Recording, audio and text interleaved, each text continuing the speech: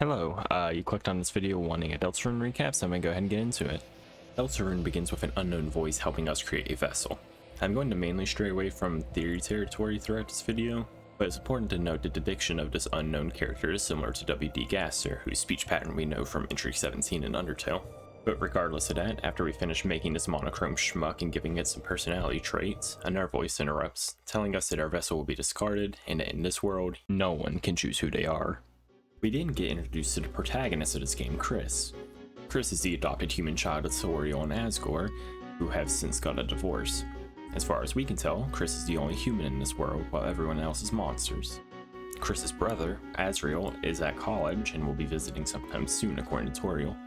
Chris also has this red soul inside of him, which is actually what we're playing as. The soul just happens to have control over Chris. As Toriel drives us to school, we see some of the residents of our town, which is creatively named Hometown.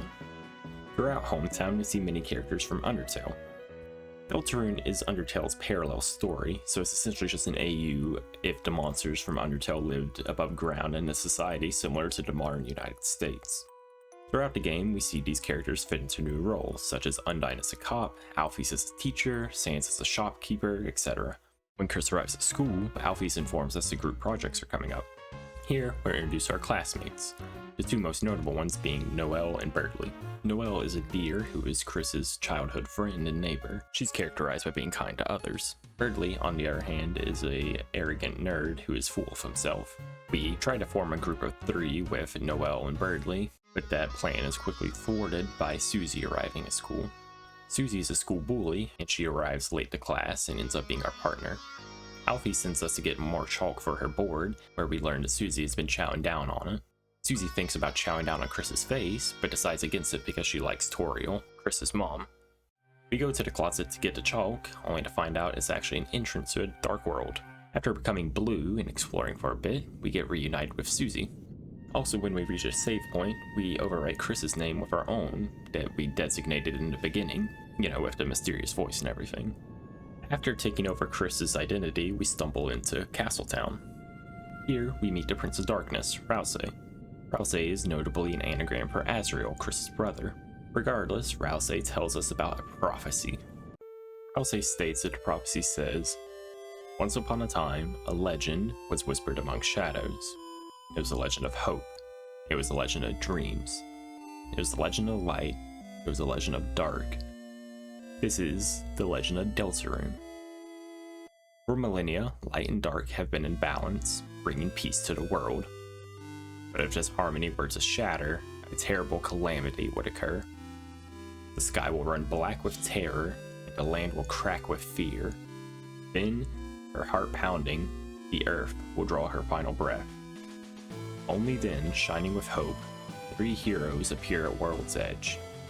A human, a monster, and a prince from the dark. Only they can seal the fountains and banish the angels' heaven. Only then will balance be restored and the world saved from destruction. Today, the fountain of darkness, the geyser that gives this land form, stands tall at the center of the kingdom. But recently, another fountain has appeared on the horizon, and with it, the balance of light and dark begins to shift. However, upon Rouse finishing his lore dump, Lancer arrives and steamrolls him. Lancer is the son of King, the ruler of Card Kingdom. Lancer fights us in order to prevent us from sealing the Dark Fountain. However, Lancer leaves for dinner, and when this occurs, Susie skedaddles out east to try and leave. She doesn't care about the prophecy and would rather just try and find a way out of here. Rouse teaches Chris about fighting, and the two solve puzzles, meet some new folks, and occasionally run into the bouncy boy himself. Later on, Susie gets stuck at a puzzle, and is forced to reluctantly rejoin the party. Susie continues to fight with violence, forcing us to warn enemies. We eventually find a shopkeeper named Sham. They tell us that Darkners and Lightners used to live in harmony.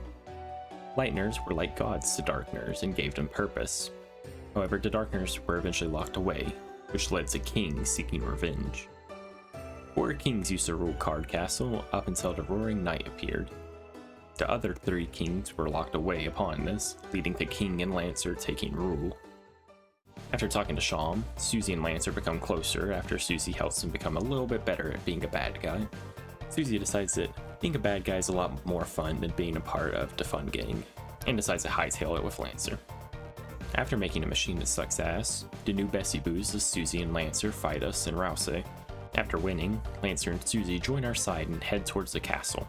At this point, everyone is pretty much on the same page, and Susie is starting to warm up to the idea of actually making pals and talking to people. However, when Lancer realizes our heroes are going to kick his dad's ass, he decides to get them all thrown in prison to protect his papa. After we chow down on some moss, Susie breaks out of prison and confronts Lancer. She starts to try and kill him. However, once she realizes that Lancer isn't trying to hurt her, she spares him. She promises Lancer that she'll talk it out with King and make sure no one gets killed. After this, Susie breaks Chris and Rouse out of the prison and decides to officially join our heroes and listen to any of Chris's commands. In the basement of Card Castle, we can talk to a little rascal named Jevil. Sham tells us that they had to lock away Jevil. We later learned that Jevil was a court jester and Sham was a court magician. They're fairly close up until Jevil met a strange someone. After this, he started to change and started to say weird things. Sham says that Jevil's words made their view of the world darker and darker. After defeating Jevil, he warns us that the knight's plans are still progressing. We then obtain a shadow crystal from him. Moving on up the castle, we meet Rules Card, the master of puzzles, who sucks at his job and is a suck up to anyone in power. After taking care of him, we meet King at the top of the castle. Lancer tries to get his dad to talk with us, but he refuses and threatens to throw Lancer off the top of the castle if we don't bow before him. However, Lancer hits his dad and runs away. We then fight King, who tells us that he'll destroy us in the name of the knight who has created the Dark Fountains. King is worn out by the fight and tricks Rouse into healing him. After being healed, he attacks the Lightners before being attacked by Susie and overthrown by Lancer. After this fight, Rouse reveals that he's essentially an Azrael lookalike. Then, Chris uses their soul in order to seal the Dark Fountain and restore the balance between light and dark. However, Chris and Susie appear in an unused classroom in the Light World. This classroom is filled with the materials that form the Dark World. This shows that things in the Light World are mimicked and brought to life by the Dark World. You can explore the Light World before going back home. Through this exploration, there are 4 events I think are worth noting. First is Rudy, who is Noel and Des Holliday's dad. We'll talk a little bit about who Des is later. Anyway, Rudy is bedridden in the hospital and is sick with an unknown illness. He tells us a few things, such as Noel can be defenseless, he and Asgore were college pals, Toriel was a party animal, and he believes he will be leaving the hospital in no time. Though it seems that the latter is just wishful thinking from his upbeat attitude. Secondly, when talking to Noel, she notices that Chris is acting different than usual. This is because the Dreamer and Holiday families used to be close, so Noel actually knows quite a bit about Chris's character. The soul, aka us, the player, is what is causing this change in Chris's character though. Third, there's a strange shelter at the southernmost point of Hometown. We don't learn anything about it for now, other than it's just there, and it's nice and ominous. Lastly is Onion-san, who, after befriending Chris and making their first friend, they say that they have a secret they will tell Chris tomorrow. After all of this, Chris retires to their house, where they proceed to rip out their soul and look at the camera all creepypasta style. This is the first real instance we see of Chris acting independently, but we will see Chris start to act without our help more soon.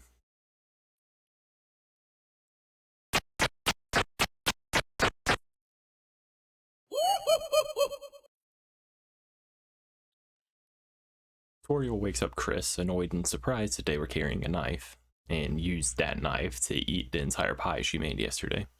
When Chris goes to school, they link with Susie, who wants to go back to the Dark World.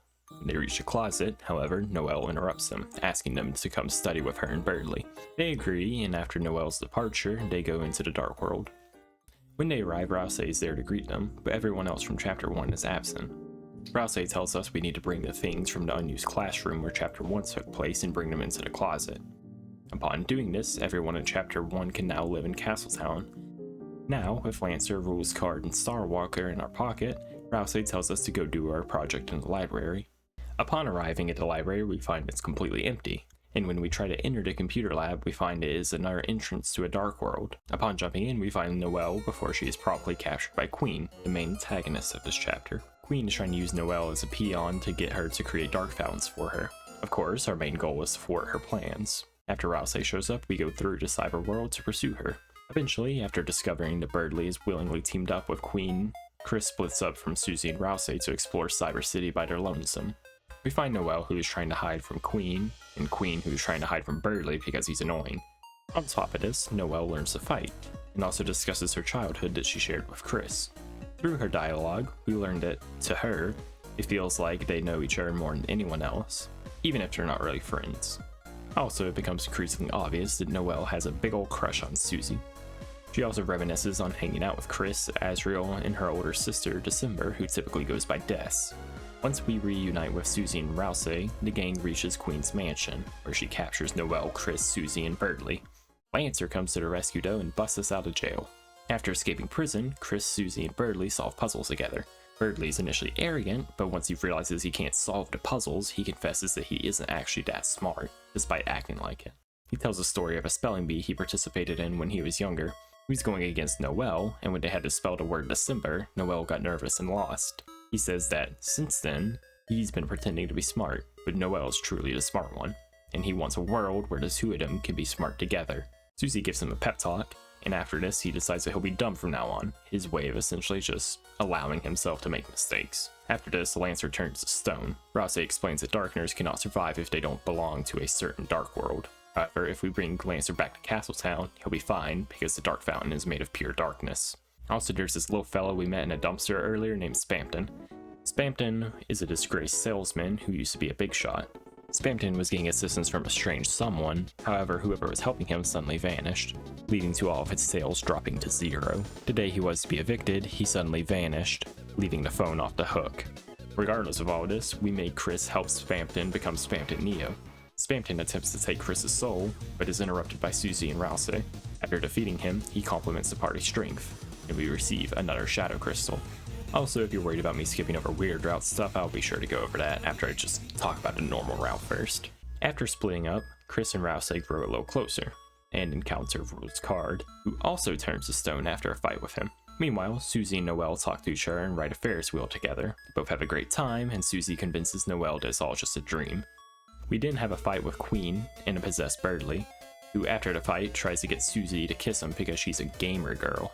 After this, we hear Queen discussing her plans with Noel. She says that the Roaring Knight created this world by coercing his will into a blade and stabbing the earth. Queen says that in order to spread the darkness, she needs someone with this will. This will, she explains, is something that all Lightners could possess. This is why she has kidnapped Noel. She wants her to create another Dark Fountain, since she herself cannot. However, Susie interrupts her, which leads to a punch-out style fight against Queen. After the fight, Queen realizes that this world does not make Noel happy, and asks her to choose the one that makes her happy before powering down. The gang decides that living in the Dark World is just better, so Birdley tries to make another Dark Fountain. However, Rousey stops him and tells him about the cataclysmic event known as Roaring. If too many Dark Fountains are made, Titans will emerge from the Dark Fountains. These Titans will destroy everything in their path. The Darkners will slowly turn into stone, and the Lightners will be trapped in an endless night. Queen is shocked by this and reveals that she was just guessing the Knight's intentions. Queen gives up her evil doings and lets the Lightners run free. After sealing the fountain, Chris, Susie, Noel, and Birdley wake up in a computer lab of the library. After gathering everything up, getting a sick Garfield reference, and investigating a strange closet that a large person could fit in, we bring everything into Castletown.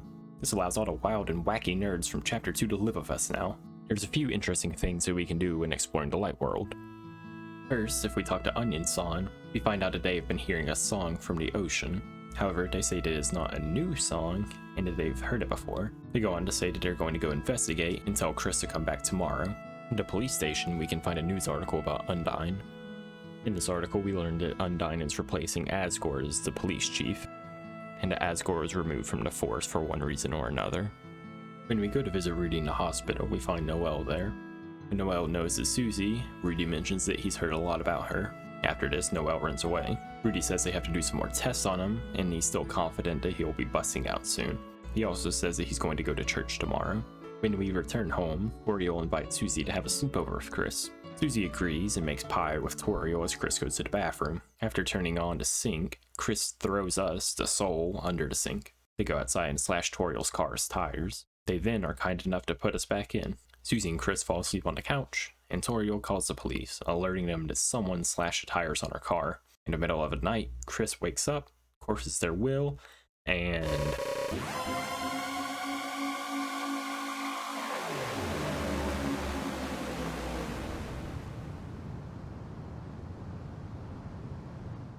a silly little grin appears, and we later learn that this guy is Tina.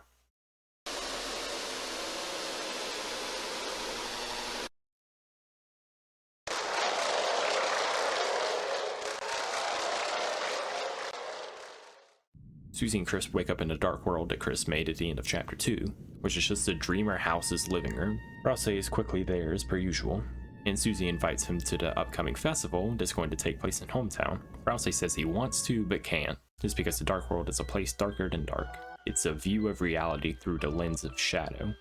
We also see this friendly looking guy, but we'll get back to them later. Rouse goes on to tell us that darkners aren't just objects brought to life. They're given form and personality via their perception by lightners. The dark fountains allow them to take form. When the light comes back, nothing in the dark world remains, so darkners will no longer be real.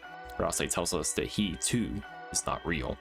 Susie argues with him, saying that normal objects don't have feelings and stuff. Rouse says they shouldn't, so Chris and Susie shouldn't worry about him too much. He asks him to just forget about him and the other darkners. Susie calls him an idiot for saying this. She can't just forget him. However, this argument is quickly interrupted by this silly bloke. Tina wants them all to play Mr. Tina's Marvelous Mystery Board TV Time. Susie initially refuses, but Rouse convinces her by saying that this could be some sort of supplement for the festival since he can't go to that. This chapter is, at least for me, by far the most fun gameplay-wise. However, this over half hour of gameplay doesn't contribute all too much to the story, so we're just gonna move on. Tina decides that there'll be a second board, so woohoo! Walking around the green room before that, we can unlock a new minigame with Susiezilla, automatically making it the best one. In this minigame, we get a little Tina lore about his previous relationship with Spampton. It's clear Tina has resentment for Spampton, and we'll get into more of why that is in the weird route stuff. Regardless, there's a second board where nothing too significant happens story-wise. There is, however, some character development. Susie switches the controllers around, which eventually leads to Rouse being player 1. This shows Rouse showing a little bit of independence, and being less of a servant and developing more of his own character traits. One throuple later, and we learn a little bit more about December Holiday, Noelle's older sister. Des was a musical prodigy who played guitar. Tina says Chris should get her to come back and watch TV again sometime, before saying he was just kidding. After this rock concert, Tina convinces the gang to do a third board. In the green room, if you insert 1,225 points into the ball machine, you get taken to a room that endlessly loops with Lost Girl playing, a track associated with Des. You find another ball machine, and interacting with it gives you this scene.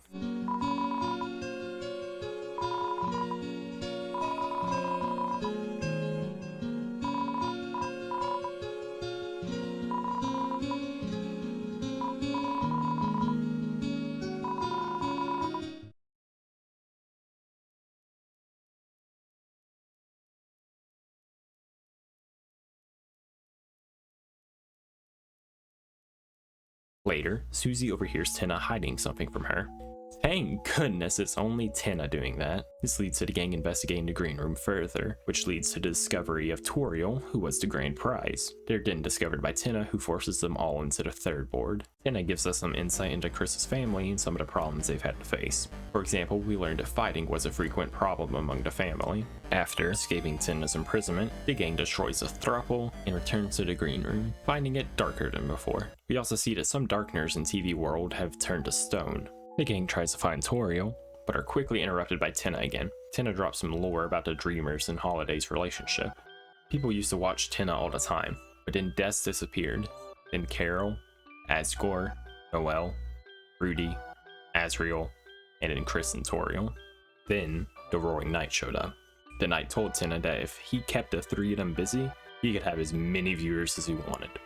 He then tries to get the gang to participate in our board, but Susie shuts this down, leading to a fight.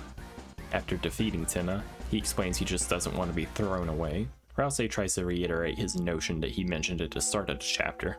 The Darkners should just accept that they are Darkners and will become obsolete. However, Susie takes a different approach. She tells him that she knows the feeling of being thrown away and treated like garbage. However, when she was crying on a bench at the graveyard, Toriel saw her. She comforted Susie, telling her that it was going to be okay, and took her to the diner. And now, she found Chris and Rouse, a place where she belonged. She tells Tina that he, too, will find a place to belong and doesn't have to accept being thrown away. Tina, rejuvenated by Susie's pep talk, decides to give the gang the grand prize, Toriel. However, upon doing this, Tina's arms are suddenly slashed off. It's then revealed that the perpetrator was none other than the Roaring Knight. If you lose the fight to the Knight, the mysterious voice from the beginning of Chapter 1 will cheer you on, telling you to keep pushing. However, if you do eventually defeat the Knight will obliterate Susie and Rouse and force Chris to kneel before them. This is the first undeniable indication that Chris and the Knight are working together. You can then get a Shadow Crystal. After this, Undyne tries to stop the Roaring Knight but is captured. Chris and Susie chase after the Knight and head all the way to the southernmost point of Hometown, where the shelter is. The door slams behind the Knight. Chris and Susie are forced to give up. However, Susie slamming on the shelter door reveals a door panel. This panel has 3 entry fields. One is a pine tree, another a police badge, and lastly, the Deltarune. The shelter door then opens for Chris.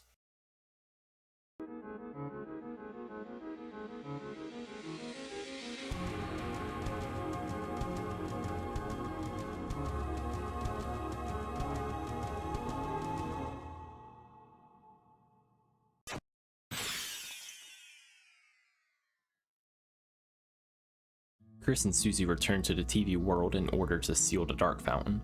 Chris and Susie are still at the Dreamer house and are awakened by Toriel to eat breakfast. She then invites the 2 nefarious chums to join her at church, which they agree to. Susie deduces that someone at church might have information about the shelter, so she makes Chris ask for clues. After listening to Alvin's service, we're able to search for said clues. We learn that the mayor, Carol, who is also Noelle's mom, keeps all the important information she has at home. With this information in mind, Susie asks Noelle if they can go to her house to study for the group project. Noelle, of course, doesn't turn down the opportunity to hang out with Susie, so she agrees. After leaving the church, Asgore attempts to give Toriel flowers, but is expectantly turned down. After this, we then get to explore the light world. Rudy states that he's planning on going to the festival with Noelle, but it's clear that attending the church service took a lot of effort for him. When we return to Castletown, we meet with Rouse and learn that not only has he never tried any of the cakes he's made, but also that his room is completely empty.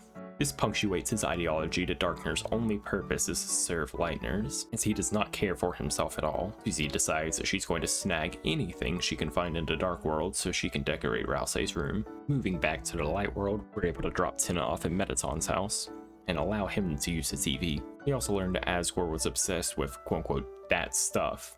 Lastly, and very concerningly, Onion-san is nowhere to be found. After all that, we can finally get back to the main objective, getting one of those codes from Noelle's house. Susie distracts Noelle, so we make Chris go up to Dessa's room where we learn a little bit about her. Primarily, we learned that she had some sort of relationship with Azrael. We also find a guitar that has a code in it, which is likely 1225, but before we can be certain, Chris rips us out of their body and locks us in the basement. However, we can escape and explore the house. First, we encounter Asgore, who's cleaning the bathroom. It appears that he is the housemaid. After this, we can find him in Carol and Rudy's bedroom, in front of what appears to be a cork board, similar to the one described in his shop. Asgore also states that he's in possession of a black shard, something that comes off of the Knight's blade. He also believes that he will be able to get Toriel to believe him about something, and that this will make the Dreamer family come together again. Next, we can find Chris in the kitchen. A mysterious voice on the phone tells Chris some cryptic messages, but the most clear one is that Susie cannot get the guitar and find a code inside of it. After making our way to the basement and shutting off the lights, we're captured by Susie and Noelle, but when they leave, we make our way back to Dessa's room. Here, we're sniped by Chris. Susie eventually gets the guitar, leading to Chris making a phone call, to which the person on the phone says they'll be right there. Chris puts her soul back in and heads out Dessa's room. Downstairs, Susie plays Dessa's guitar for Noelle. Asgore shows up and tells them that Carol is outside, much to Noelle's surprise. Carol snatches the guitar from Susie, telling her to leave and never talk to Noelle again. Susie, ignoring this, tells Carol that she's bringing Noelle to the festival and leaves. As Chris leaves, Carol puts her hand on their shoulder, telling them that you are always welcome here. Outside, Susie tells Chris that she saw the code in the guitar, but didn't get a chance to see what it actually said. They decide to go home, only to find it locked.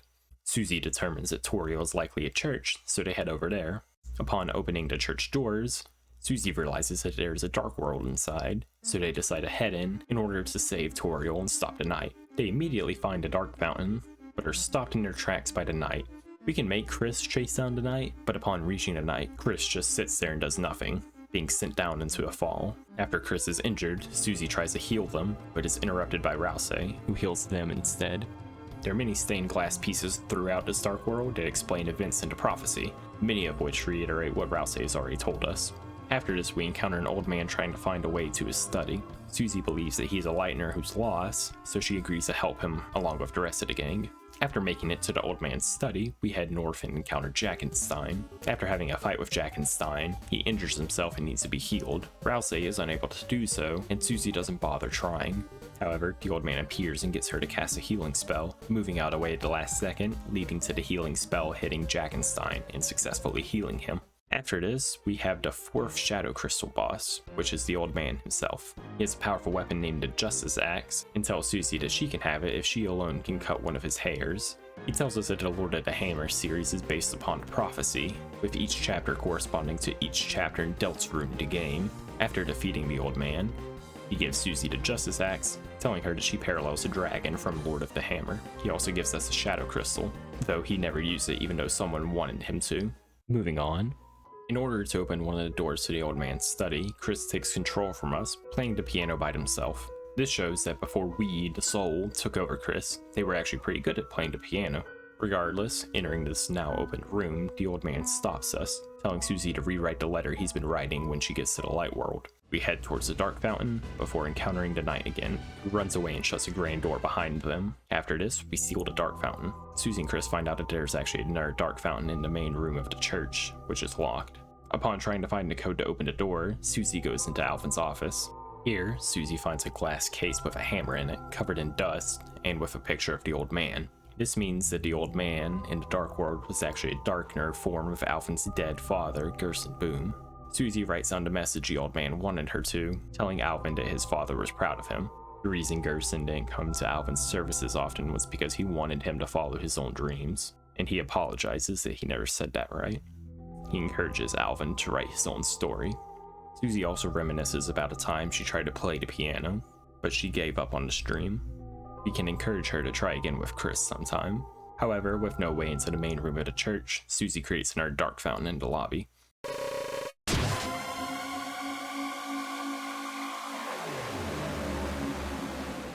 This dark world, however, has the colors changed. We learn more about the prophecy and the three heroes who are described as the prince, the cage, and the girl. One of the prophecies is shattered by someone resembling the old man. It becomes too dark to see as we pursue him. Rouse appears and destroys the creature, stating that it was one of the statues from Gerson's study. He also states that darkness based off of levelings tend to only appear in specific levels of darkness, so the old man is not here. Susie is pissed upon hearing this, as Rouse has been secretive the whole chapter. Rouse explains that he has hid certain parts of the prophecy in order to not upset anyone.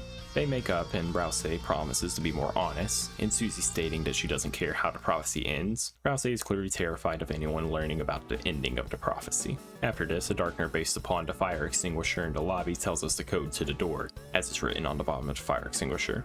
With this new information, we seal the dark fountain and open the doors to the main room, and enter the third sanctuary. With Jackenstein and the many characters we've spared over the course of Chapter 4's assistance, we head towards the dark fountain. After a nice moment that almost gets the entire gang killed by the knight, they reach the knight. Susie tells the knight the reason they keep running is because they could kick the knight's ass in the light world. The knight laughs at this, and then Susie states that once they seal the fountain, the knight loses. The knight proceeds to then create more dark fountains, leading to the creation of a titan from the fountain.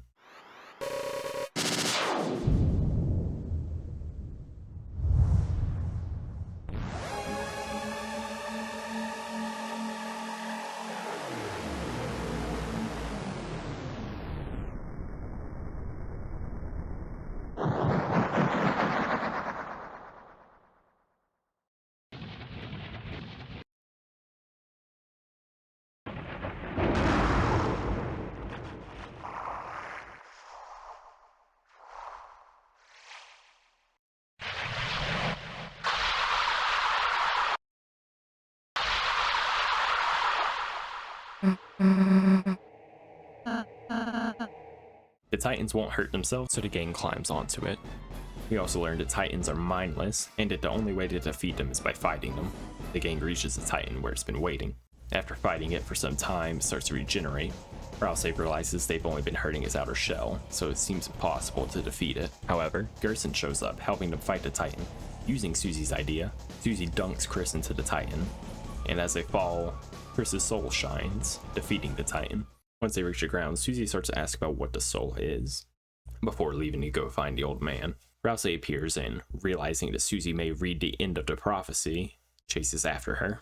However, he's too late, and Susie shatters the last prophecy before we can read it. Susie laughs it off, calling it stupid, and saying that none of them would ever let that happen. Susie leaves, and Rousey breaks down. He confesses that he's scared of the future, and he wants to believe that there isn't just one ending, that they can change the prophecy. After this, we seal the fountain. Waking up in the main room at a church, Susie decides to just head home with Chris. In a church, we can find another room a large person could fit inside of. We head back home with Susie, and if we stop by the lake, we hear a song from the water. Heading back home, we find that Sans and Toriel are drinking together and partying. Susie's view of Toriel is shattered, and she quickly leaves, slamming the door behind her. Chris, also presumably upset, goes straight to bed. However, they struggle to sleep with all the noise downstairs. They hear Susie, who is clearly deeply affected by whatever the last prophecy said, as she talks to herself about how they would never let it happen. Chris attempts to climb out of the window to follow her, but is interrupted by a phone call. The voice on the phone reminds Chris not to forget their promise. After this, we hear from the mysterious voice yet again. This time, they tell us we are halfway through. They tell us it is still waiting. How much longer now? My Deltarune. Alright, now it's time to talk about the weird route. So in chapter 1 there isn't really any weird route stuff. The only change if you attack every enemy is that King is put into a deep sleep. Lancer then warns that the Darkners are trying to break in and attack the gang. That's pretty much it for chapter 1. In chapter 2, however, there are plenty of changes. If we force Noelle to use Ice Shock on every enemy, we can obtain the Thorn Ring from Spamton. Noelle is understandably extremely uncomfortable during everything that happens during the weird route, but is too scared to do anything about it. After making Noelle stronger, as the game puts it, we encounter Birdly. Noelle tells Birdly to run, but he refuses and tries to save Noelle. We try to make Noelle use a new spell known as Snowgrave, but she refuses as she doesn't know what that spell is. After some more resistance, she finally reaches her breaking point and uses it.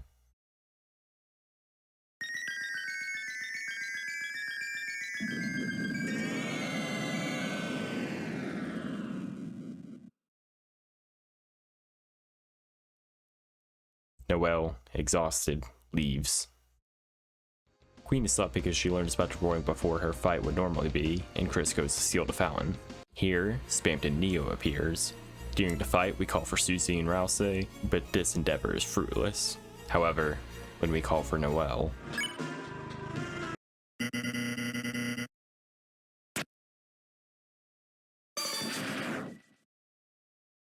after this, Chris seals the fountain. Birdly is unresponsive in the library, and at the hospital, Noelle realizes that it might not have all just been a dream. This is technically not part of the weird route, but I thought it was worth mentioning here because it goes pretty much in line with the weird route. In chapter 3, the Green Room's bartender, who I neglected to mention, Ram, gives Chris access to a secret game in the S-Rank room. He drops some buzzwords, and then we find the original version of the mystery boards. Here we can find a sword and kill the enemies throughout the board. Doing so increases our level. When we reach max level, we can find an ice key, ending the first stage. In the second stage, we repeat the same process of killing enemies. The White Cloak then joins our party, a clear parallel to Noelle. We recreate Snowgraving Birdly, and then we reach a room with the Deltarune on it. To open this door, we use up both the ice key and a White Cloak. Then we get the shelter key. The third and last stage requires Chris to kill both Susie and Rousey. The game version of Tenedin reminisces about their previous relationship with Spamton. He says that he was going to make Spamton a star, but just needed his secret to being a big shot. Then, the same phone call previously mentioned made Spamton run out of the room. After killing Tenna, we reach a replica of the shelter. Chris resists our inputs, but alas, we enter the shelter. The holder of the Shadow Mantle says that Chris is enjoying this, getting the Shadow Crystals. I'm gonna call this fella Eram, as that's the name of the track. After defeating ERAM, they leave the Shadow Mantle too high to reach. Hero Sword, which is just this 8-bit Chris we've been following, exits the game, and swinging at Chris makes him fall backward. After this, we make Chris enter the game and grab the Shadow Mantle himself. After this, we can make Hero Sword come back and take a swing at Chris and Susie, which Susie's oblivious to. In Chapter 4, Noelle invites Chris and Susie to her house. Here, Chris takes out their soul and talks with Noelle privately. Noelle talks, recounting what Chris told her. We learned it last night. Chris took Birdie to the hospital and then visited Noelle. When they visited Noelle, they told her that it was all just a prank and took the thorn ring off of her. After this, we take control of Chris. Here, we can force Chris to put the thorn back on Noelle. After this, Chris furiously hits the soul over and over in the bathroom. However, Asgore interrupts, telling them that Carol was making everyone leave the house. The phone call at the end of the chapter also changes, with Carol on the phone telling Chris that Noelle was excited to go to the festival with them. Anyway, I'm going to talk about some miscellaneous stuff, which is mainly just the eggs and whatnot. In chapter 1, we can find a man hiding behind a tree by going between these two rooms. Here, he offers Chris an egg. After this, we can place it in Asgore's fridge in the light world. In chapter 2, only if you get the egg in chapter 1, we can see a man in a car waving at us. We go to another room in the same manner and accept another egg from the man behind a tree. We can place this egg in a basket in Sansa's shop. Chapter 3 has an unnecessarily convoluted method of getting the egg, which I'm just gonna completely skip over. Upon reaching Man Country, the man behind a tree states his schedule is as follows if Chris wants to find him. Thursday, he sells donuts. Friday, he tosses the leftovers in the dumpster. On Saturday, he lets it cool on the windowsill. On Sunday, he harvests the wheat. These correspond to each of the eggs we found and will find. Thursday, or chapter 1, is between the room with the donut shop and the room after. Friday, or chapter 2, is by the dumpster. Saturday, or chapter 4, is in the window room. Chapter 5, or Sunday, presumably will be near wheat. In chapter 4, we can see where the egg we just got ends up when it starts raining by going to the diner. Later, this chapter has what I believe to be the most important egg room. Here, we attend what appears to be an art therapy session. On the left, we can find a man behind a tree telling us to go to the right. After this, we find a blank canvas.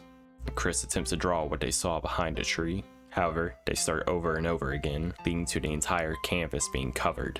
They then paint a tree over it and get an egg. Going to the sink, we are told that we can never truly wash it all away. Going back to chapter 2, we can see this face in Queen's basement, which is Friend. This little fella is characterized by his yellow and pink eyes. In the chapter 3 boss fight with ERAM, we can see Friend enemies. In chapter 4, in the hidden room that was associated with the egg room, we can find a few notable things. First of all, there's a stained glass painting that simply says Roots. Also in this room, you can find an organic that says a scrambled sentence that can be rearranged to say, "Lost where the forest would grow, the children followed the pointed tail. The poor children." It's likely in reference to our good pal Friend. On top of this, there's a hidden prophecy message. It says, "They'll see the tail of hell take crawl," which is likely in reference to Friend as well. Also, in our hidden prophecy message we can find says, "The Flower Man trapped in asylum," with a character heavily resembling Asgore. I neglected to mention any of the Mike stuff, but there's essentially this group of 3 people who pretend to be Mike, someone that Tenna constantly asks for help from during chapter 3.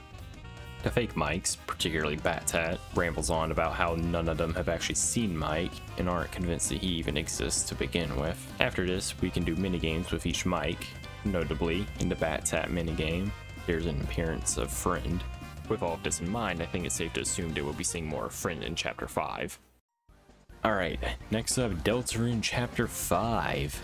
I'm going to keep this brief as I won't theorize too much about what chapter 5 is going to have going on in it, instead give what we know so far. First, we know that we will attend a festival with Susie and Noelle. We also know that this chapter's Dark World will be Japanese themed from the trailer. On top of this, we know that the last Shadow Crystal will be obtained in this chapter.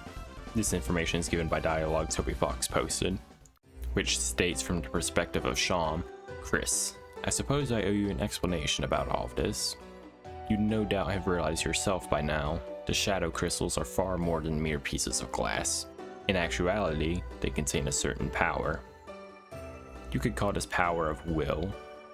No, perhaps will isn't right. The power they contain is and that's all it's shown.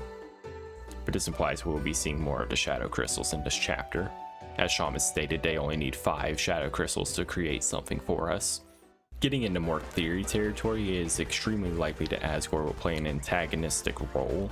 This is pretty obvious given the prophecy in chapter 4 and chapter 5 of Lord of the Hammer, which reads, Chapter 5, The Field of Pink and Gold.